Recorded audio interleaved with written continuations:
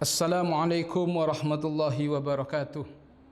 Alhamdulillahirabbil alamin wassalatu wassalamu ala asyrafil anbiya wal mursalin sayyidina Muhammadin wa ala alihi wa sahbihi ajmain. Subhanaka la ilma lana illa ma 'allamtana innaka antal alimul hakim. Rabbi shrah li sadri wa yassir li amri wahlul 'uqdatam min lisani yafqahu qawli, amma ba'du. Setelah kita membahas iftitahu fi kitab Arba'in Nawawi, setelah kita membahas tentang khutbah pembukaan dari kitab Arba'in An-Nawawi, maka pada kesempatan yang mulia ini kita akan memasuki kajian hadis Arba'in An-Nawawi yang pertama.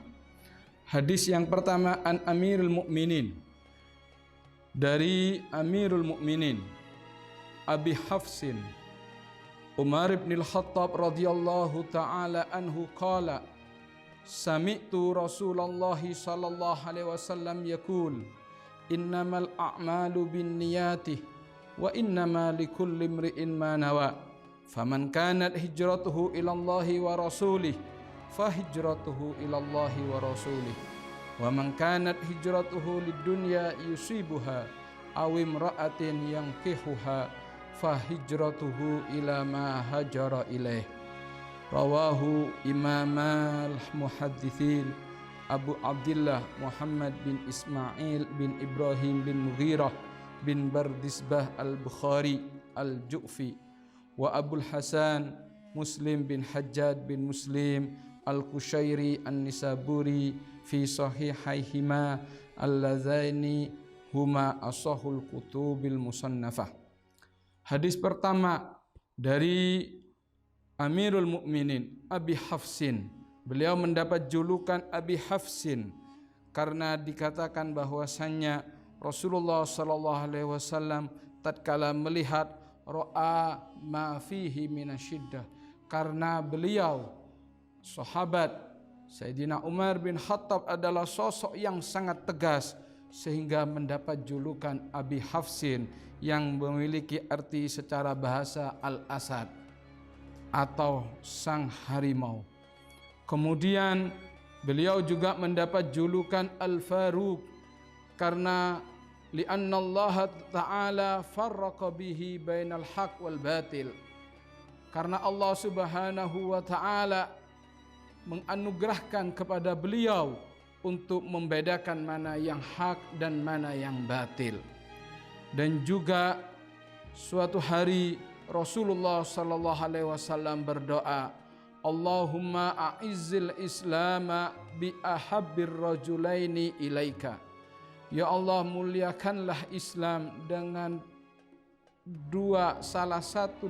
dengan dua laki-laki yang dicintai pada engkau, yakni Umar bin Khattab dan Amr bin Hisham. Yang dimaksud adalah Abu Jahal. Ternyata fa'asbaha Umar, dan doa tersebut menimpa kepada Sayyidina Umar radhiyallahu anhu. Hadis ini kata Sayyidina Umar, sami'tu Rasulullah sallallahu alaihi wasallam, aku mendengar Rasulullah sallallahu alaihi wasallam bersabda, innamal a'malu binniyati, sesungguhnya amal itu adalah niat. Di sini ada sebagian ulama mentakdir dengan kalimat innama sihhatul a'mal, sesungguhnya sahnya sebuah amal ibadah bin niyati, dengan niat. Kemudian wa innama likulli imri'in ma nawa, sesungguhnya setiap perkara tergantung niatnya. Ketika kita punya niat baik, maka perkara tersebut memiliki nilai kebaikan. Tapi na'udzubillah min dzalik, seandainya sesuatu yang baik tapi diniati buruk, contoh misalnya ibadah tapi diniati supaya orang melihat, supaya orang menyanjungnya, maka ketahuilah juga punya nilai buruk. Oleh karena itu kata Rasulullah, likulli imri'in ma nawa, segala sesuatu perkara itu tergantung pada niatnya. Faman kanat hijratuhu ilallahi wa rasulihi fa hijratuhu ilallahi wa rasulihi, barang siapa menunaikan hijrah, barang siapa melaksanakan hijrah Dengan kata lain, hijrah adalah keluar, pindah dari satu negeri untuk ke negeri yang lain, yang mana untuk menyelamatkan keimanannya dan ketakwaannya, yang mana dia hijrah untuk mencari keridhaan Allah Subhanahu wa taala, untuk mencari keridhaan Rasulullah sallallahu alaihi wasallam. Maka hijrah yang dia lakukan akan dia mendapati pahala dari sisi Allah, dan dia juga akan mendapatkan kemuliaan dari sisi Rasulullah. Inilah faman kanat hijratuhu ilallahi wa rasulihi fa hijratuhu ilallahi wa rasulih. Karena apa? Karena tergantung niatnya. Sebab dia niat hijrah karena lillah, hijrah karena li Rasulillah. Karena itulah dia akan mendapatkan apa yang dia niati. Tapi sebaliknya, kalau seandainya wa man kanat hijratuhu lidunya yusibuha, seandainya dia berangkat menunaikan hijrah, keluar dari kota Mekah menuju Madinah, yang mana keluar dan tujuannya untuk dunia, untuk mendapatkan dunia, yusibuha, dia akan mendapatkan dunia tersebut. Dengan kata lain, kalau seandainya niat di dalam hatinya dia bertujuan tidak tujuan lillah, tidak tujuan li Rasulillah, maka ketahuilah bahwasannya dia mendapatkan apa yang dia niati. Dia hijrah untuk dunia, maka dia akan mendapatkan dunia yang dia inginkan dan dunia yang dia niati. Awim ra'atin yang kihuha, atau dia menunaikan hijrah keluar dari Mekah menuju Madinah untuk menunaikan hijrah, akan tetapi dia tidak untuk tujuan lillah, tidak untuk tujuan li Rasulillah, maka dia misalnya tujuan imra'atin, untuk tujuan seorang wanita yang kihuha, maka dia akan menikahinya.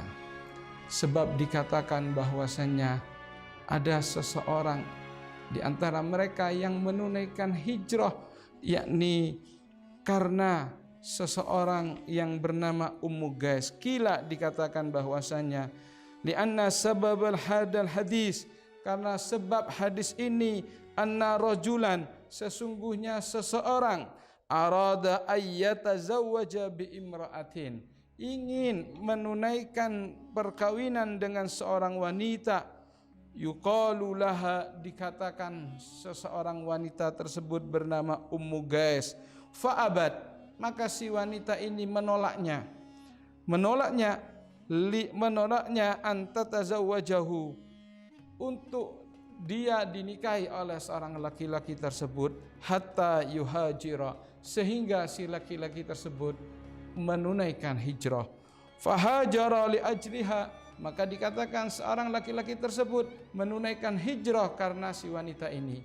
Tapi sebagaimana yang kita dengar dari para guru kami bahwasanya kemudian seorang laki-laki ini bertobat kepada Allah Subhanahu wa taala, sehingga para muhaddisin, para ulama tatkala mencari siapa nama sosok laki-laki tersebut, mereka tidak mendapati siapa namanya.